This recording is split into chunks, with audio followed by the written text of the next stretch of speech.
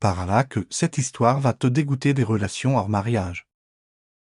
Un jour, alors que je sortais de mon université, un jeune homme que je ne connaissais pas m'attendait à l'entrée. Il se mit à me saluer et à me parler comme si de rien n'était. Jamais cela ne m'était arrivé. Je partis alors pressant le pas afin de rentrer chez moi. Et c'est alors qu'il se mettait à me suivre et il se mit à me parler, en m'appelant avec une voix basse et en me disant « Ya Jamila, ô toi la belle, ô toi la fille séduisante, ô toi la fille charmante ». La nuit qui suivit, je n'ai pas réussi à trouver le sommeil. Et je n'ai pas dormi la nuit, tant je repensais alors à cette scène qui me frappa et me choqua, car cela ne m'était jamais arrivé. Le lendemain, alors que je retournais à l'université, lorsque je suis sorti, je me suis retrouvé dans la même situation, en face de ce même jeune, qui m'appela encore en me suivant.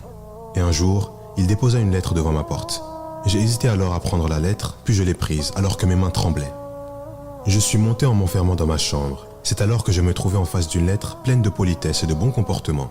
Des mots charmants qui me disaient qu'il s'excusait de m'avoir abordé de cette façon et de m'avoir offensé, mais qu'il voulait plutôt me demander en mariage et qu'il s'apprêtait à aller voir mes parents, afin de demander ma main et de faire une vie avec moi durant toute cette vie de ce bas monde à Dunya.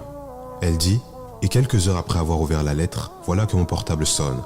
C'était encore le même homme qui s'excusait à nouveau, en me rappelant ses intentions. Elle le menaça en lui disant que s'il ne s'arrêtait pas, elle préviendrait ses parents et elle raccrocha. Il la rappela encore en lui présentant de nouveau ses excuses. Il lui rappela sa situation, lui disant qu'il était orphelin et que ses parents étaient décédés dès son jeune âge, et qu'il avait l'intention de se marier avec elle afin de la rendre heureuse, de faire une vie avec elle, en lui promettant qu'il lui construirait une villa, qu'il fonderait une famille avec elle et qu'il voulait qu'elle soit la mère de ses enfants. Après ce deuxième appel, elle dit que son âme se tranquillisa, et elle n'a alors plus de nouvelles du jeune homme, alors qu'au fond d'elle-même, elle attendait avec impatience son nouvel appel. Mais lorsqu'elle sortait, il n'était plus à l'université. Il ne l'attendait pas à la sortie, et elle n'avait plus la moindre lettre, ni le moindre appel de lui. Puis un malheureux jour, en sortant de mon université, comme tous les jours, je l'aperçus dans une voiture devant la sortie de l'université. Je me suis alors précipité sans hésitation.